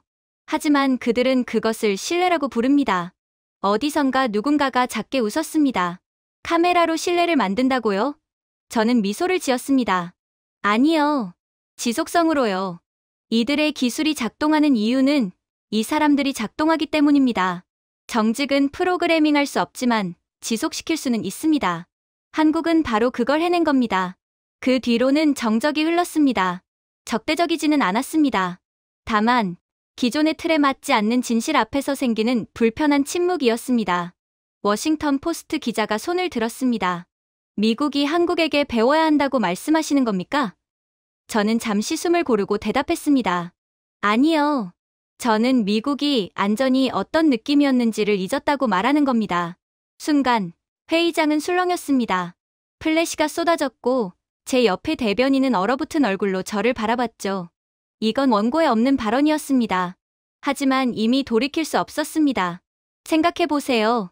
저는 단상에서 한 걸음 내려와 기자들 앞에 섰습니다. 우리는 매년 수조 달러를 씁니다. 두려움을 관리하기 위해서요. 하지만 한국은 두려움 자체를 없애버렸습니다. 기술과 규율, 그리고 그보다 희귀한 것, 연민을 통해서요. 이건 통제가 아닙니다. 두려움은 살아가는 대가가 되어서는 안 된다는 신념의 결과입니다. 기자들 중 누군가 작게 중얼거렸습니다. 워싱턴이 좋아하진 않겠군요. 저는 고개를 끄덕이며 대답했습니다. 아마 워싱턴은 좀 불편해야 할 겁니다. 기자회견이 끝나자 그날 밤 제 발언은 이미 전 세계를 돌고 있었습니다. 호텔 로비로 돌아오자 에밀리가 휴대폰을 들고 뛰어왔어요. 아빠, 뉴스에 나왔어요. 전 세계 사람들이 아빠 얘기하고 있어요. 그녀의 눈이 반쯤은 걱정으로, 반쯤은 자랑으로 반짝였습니다. 사람들이 그러는데 아빠가 한국은 문명의 미래라고 했다던데요? 저는 조용히 웃었습니다. 난 그냥 진실을 말했을 뿐이야. 그럼 우리 여기 좀 더 있어도 돼요? 그녀의 눈빛에는 기대가 담겨 있었습니다. 하지만 제 휴대폰이 다시 울렸습니다. 발신자 주한 미국 대사관. 밖으로 나와 전화를 받았습니다. 차가운 공기 속에서 도시의 소리가 잔잔히 들렸습니다. 멀리서 들리는 기차 소리, 그리고 평화. 너무나 조용해서 오히려 더 현실 같지 않았어요. 총소리가 전혀 안 나는 도시라니 제 생에서 처음 겪어보는 모습이었죠. 로버트, 전화기 너머로 들려오는 익숙한 목소리. 당신, 대본에서 벗어났군요. 압니다. 워싱턴이 화가 났어요. 그럴 줄 알았습니다. 잠시 정적이 흘렀습니다. 당신이 무슨 일을 저질렀는지 아십니까? 당신은 국가 감시 체제를 미화했습니다. 그걸 유토피아처럼 말했어요. 저는 조용히 도시를 바라보았습니다. 하늘 아래 정돈된 빛의 질서, 사람들이 평화롭게 걷는 거리, 그리고 안전이 일상이 된 세상. 유토피아가 아닐지도 모릅니다. 제가 말했습니다. 그냥 정상적인 사회일지도 모르죠. 상대의 목소리가 단단해졌습니다. 당신은 한국에 감탄하러 간 게 아닙니다. 미국을 대표하러 간 겁니다. 그럼요. 저는 천천히 대답했습니다. 하지만 미국이 대표할 가치가 없는 나라가 되어간다면요? 정적. 당신은 월요일 비행기로 복귀하세요. 짧은 말 한마디. 그리고 전화는 끊겼습니다. 잠시 동안 저는 그 자리에서 아무 말 없이 서 있었습니다. 멀리서 절의 종소리가 울리고 바람이 부드럽게 골목을 스쳤습니다. 그 순간 에밀리가 작은 태극기를 들고 달려왔어요. 아빠, 우리 이제 가요? 저는 그녀의 머리를 쓰다듬으며 미소 지었습니다. 아니, 아직 알아야 할 게 있어. 뭔데요? 이 나라 사람들은 어떻게 안전을 자유처럼 느끼게 만들었을까? 에밀리가 고개를 기울이며 말했습니다. 그건 나누니까 그런 거 아닐까요? 자기 것만 지키는 게 아니라요. 그 한마디에 저는 말문이 막혔습니다. 아이의 말은 언제나 진실의 형태를 하고 있습니다. 다음 날 아침, 전 세계 신문이 갈라졌습니다. 미국 고위 관료, 한국식 감시용호 영웅인가, 배신자인가 한국을 찬양한 남자. 하지만 저는 개의치 않았습니다. 수십 년간 외교관으로 살아온 저는 그날 처음으로 인간으로 말했습니다. 두 세계를 모두 본 사람으로서 이제야 어느 쪽이 더 인간적인지 알았으니까요. 해가 뜨기 전 저는 마지막으로 경주의 거리를 걸었습니다. 담장도, 경비도, 두려움도 없는 도시. 오직 조용함과 생명이 있었습니다. 사찰의 지붕 위로 아침 햇살이 비칠 때 저는 속삭였습니다. 안전이란 위험이 없는 상태가 아니라 서로가 서로를 돌보는 마음의 존재일지도 몰라. 그 순간 도시의 심장처럼 드론이 부드럽게 움직이며 한국의 아침이 깨어났습니다. 그날 아침 저는 처음으로 느꼈습니다. 이곳에서 저는 더 이상 외국인이 아니었습니다. 이곳이 정말 집처럼 느껴졌습니다. 그렇게 에이펙 정상회의 마지막 날은 유난히 맑은 하늘 아래에서 시작되었습니다. 마치 대한민국이 직접 날씨까지 준비한 듯했죠. 블루홀이라 불리는 회의장은 아침 햇살에 반짝이며 유리벽 너머로 경주의 고요한 풍경이 비쳤습니다.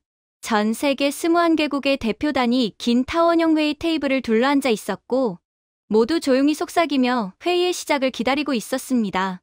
오늘의 주제는 글로벌 안전 아키텍처, 즉 인류가 앞으로 어떻게 안전을 설계할 것인가에 대한 논의였습니다. 저는 한국 대통령 바로 옆 두 번째 자리에 앉아 있었습니다. 오늘은 제 차례가 아니었습니다. 제 이름은 공식 발언 목록에도 없었죠. 하지만 회의가 시작되고 각국 대표들이 군사력과 억제력을 입에 올릴 때마다 제 속에서는 어떤 뜨거운 감정이 차오르고 있었습니다. 그건 분명 제가 예전의 저로 돌아가지 않겠다는 결심과도 같은 것이었습니다.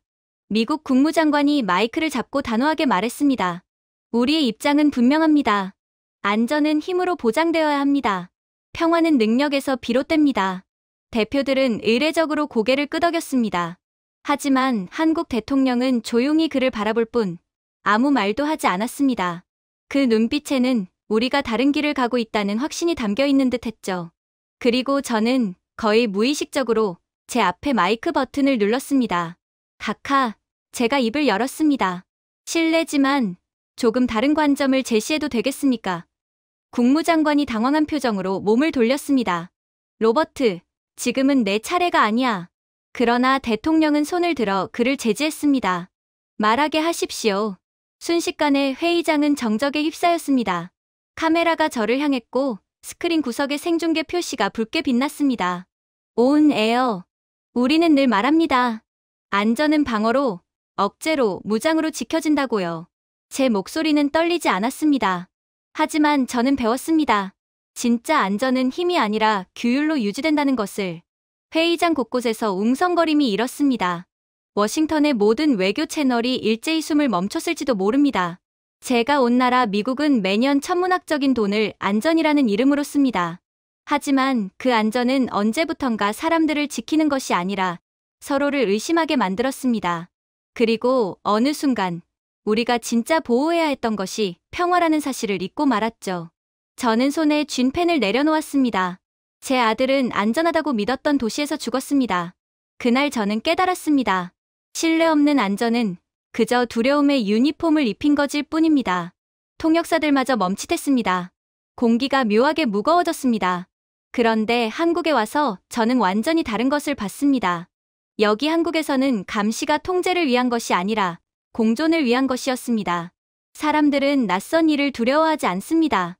서로를 믿기 때문입니다. 싱가포르 대표가 물었습니다. 그 말씀이 한국의 안전은 기술이 아니라 문화에서 비롯된다는 뜻입니까? 저는 고개를 끄덕였습니다. 맞습니다. 이 시스템은 기계가 아니라 양심에서 작동합니다. 코드는 인간을 흉내내지만 한국은 인간다움을 시스템 속에 새겨 넣었습니다. 회의장은 다시 조용해졌습니다. 저는 대통령을 바라보며 덧붙였습니다. 우리 사회는 얼마나 잘 막았는가로 안전을 정의합니다. 하지만 이곳은 막을 필요조차 없는 사회를 만들어냈습니다. 미국 대표단이 무전기를 붙잡고 속삭였지만 저는 계속 말했습니다. 신뢰는 돈으로 살 수 없습니다. 한국은 사람의 양심을 기반으로 한 안전을 만들어냈습니다. 그건 법으로 강요된 질서가 아니라 서로를 배려하는 마음에서 비롯된 것입니다. 이곳에서는 안전이 의무가 아니라 습관입니다. 한국 대통령께서 자리에서 천천히 일어났습니다. 그분의 목소리는 단호하면서도 따뜻했어요. 당신의 말은 우리 모두에게 필요한 진실입니다. 진짜 리더십은 통제가 아니라 품격에서 시작된다는 사실을 일깨워 주셨습니다. 저는 고개를 숙였습니다.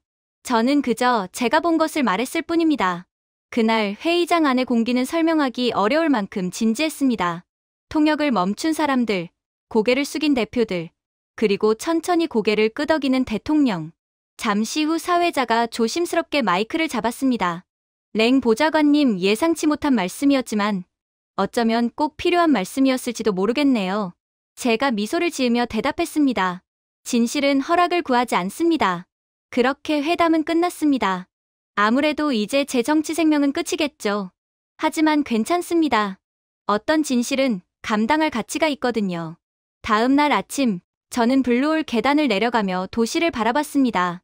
거리에는 질서가 있었고 사람들의 얼굴에는 여유가 있었어요. 아무런 지시도 없는데 자원봉사자들이 회의장 주변을 정리하고 있었습니다. 그들은 고개 숙여 인사하며 미소를 지었습니다. 그 순간 저는 알았습니다. 이곳의 안전은 시스템이 아니라 사람들 스스로의 마음에서 만들어진다는 것을요. 그리고 한국 대통령이 떠나기 전 저에게 다가왔습니다. 랭 보좌관님, 당신의 연설은 오래 기억될 겁니다. 제가 미소 지었습니다. 그게 한국을 위한 기억이 되길 바랍니다. 대통령이 부드럽게 웃었습니다. 그건 한국만을 위한 게 아닙니다. 인류 전체를 위한 이야기죠. 그렇게 정상회담이 끝난 다음 날 세종시의 공기는 놀라울 만큼 고요했습니다. 무겁지도 밝지도 않은 그저 평화롭다는 단어가 어울리는 아침이었습니다. 제 차는 유리로 된 미니멀한 건물 앞에 멈췄어요. 건물 외벽은 햇살에 반사되어 물결처럼 빛났고 표지판에는 이렇게 쓰여 있었습니다. 법무부 출입국 외국인 정책본부. 제가 이런 곳에 발을 들이게 될 줄은 평생 생각도 못했습니다. 안으로 들어가자 모든 것이 놀라울 만큼 조용하고 질서정연했습니다. 사람들은 낮은 목소리로 이야기했고 줄은 매끄럽게 움직였으며 스크린에서는 방문자들에게 차분하게 안내 멘트가 흘러나왔습니다. 불평도, 짜증도, 예민한 기운도 없었습니다. 이곳의 질서는 강요된 것이 아니라 자연스럽게 나누어지는 배려처럼 느껴졌어요. 창구에 앉은 젊은 여성 직원이 미소를 지으며 디지털 태블릿을 건넸습니다. 랭 씨, 여기서 작성하시면 됩니다. F1 거주 신청서예요. 저는 디지털 펜을 쥔 손끝이 살짝 떨렸습니다. 이민 사유를 꼭 적어야 하나요? 직원은 부드럽게 고개를 끄덕였습니다. 네, 마지막 부분에 체류 목적 항목이 있습니다. 하지만 선택사항이에요. 저는 화면을 내렸습니다. 이름, 국적, 이전 직업, 체류 이유. 차분한 서류 형식이었지만 그 단어들이 흐릿하게 보이기 시작했습니다. 체류 목적, 그 항목을 보고 한참 동안 손이 움직이지 않았습니다. 직원이 제 눈치를 살폈습니다. 괜찮아요. 천천히 하세요. 잠시 후, 저는 결국 짧은 문장을 적었습니다.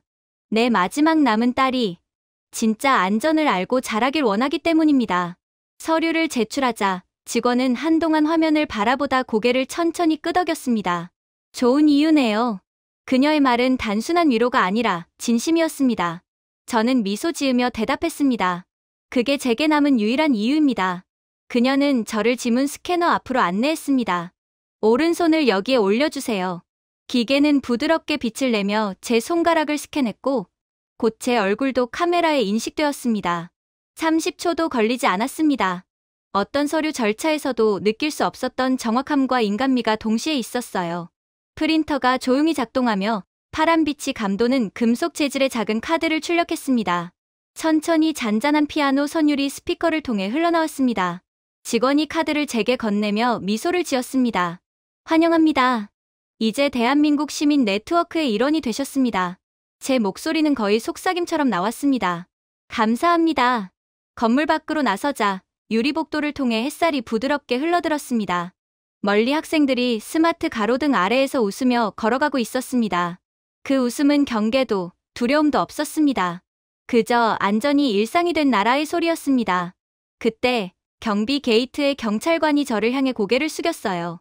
좋은 하루 되세요, 선생님. 저는 고개를 끄덕였습니다. 당신도요. 주머니 속의 새 아이디 카드가 묘하게 무겁게 느껴졌습니다. 무게 때문이 아니라 의미 때문이었죠. 그건 단순한 카드가 아니라 약속이었습니다. 세종정부청사는 조용하고 품격 있게 서 있었습니다.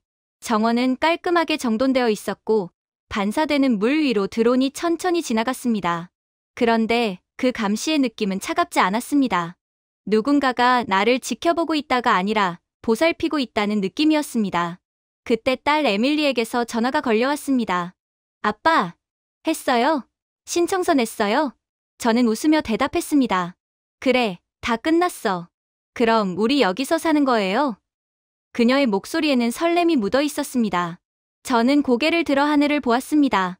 태극기가 바람에 흔들리며 푸른 하늘 아래에서 선명하게 빛나고 있었습니다. 그래, 이제 여기가 우리 집이야. 그럼 우리 이제 한국인이에요? 저는 조용히 웃었습니다. 우린 이제 평화를 배우는 사람들이지. 그게 더 중요하단다. 순간 멀리서 아이들의 노랫소리가 들렸습니다. 학교 담벼락에 걸린 벽화에는 한 문장이 쓰여 있었습니다. 평화는 선택입니다. 저는 그 문장을 입술로 따라 말했습니다. 그래, 이제야 제대로 선택했구나. 제 휴대폰이 진동했습니다. 이민 시스템으로부터 메시지가 도착했습니다. 신청 승인 완료. 임시거주 허가 1년 후 갱신 가능. 1년. 그 어느 때보다 그 시간이 충분하다고 느껴졌습니다. 그리고 마침내 버스 안으로 들어가자 학생들이 노약자에게 자리를 양보했고 운전기사는 승객 한 명 한 명에게 인사하더군요. 그 모든 작은 행동이 이 나라의 품격을 말해주고 있었습니다. 창밖으로 세종의 풍경이 지나갔습니다. 고대의 사찰과 현대식 연구소가 한 도시에 공존하고 숲과 도심이 구분되지 않은 채 이어져 있었습니다. 그 사이에서 저는 깨달았습니다. 이제 더 이상 두렵지 않다는 사실을. 버스 창문에 비친 제 모습은 한결 가벼워 보였습니다. 저는 천천히 중얼거렸습니다. 미국은 나에게 힘을 주었지. 하지만 한국은 나에게 평화를 주었어. 버스가 다리를 건너갈 때 석양이 강 위를 금빛으로 물들였습니다. 그 빛 아래에서 저는 처음으로 느꼈습니다. 이제 나는 더 이상 손님이 아니라 이 나라의 한 사람이라는 것을. 그 순간 제 마음속의 목소리가 아주 조용히 속삭였습니다. 이곳이야말로 내가 평생 찾아 헤매던 집이구나. 제가 준비해온 내용은 여기까지입니다. 끝까지 시청해주셔서 진심으로 감사드리며 여러분들의 구독과 좋아요, 알림 설정은 영상 제작에 큰 힘이 됩니다. 이상 세모튜브였습니다.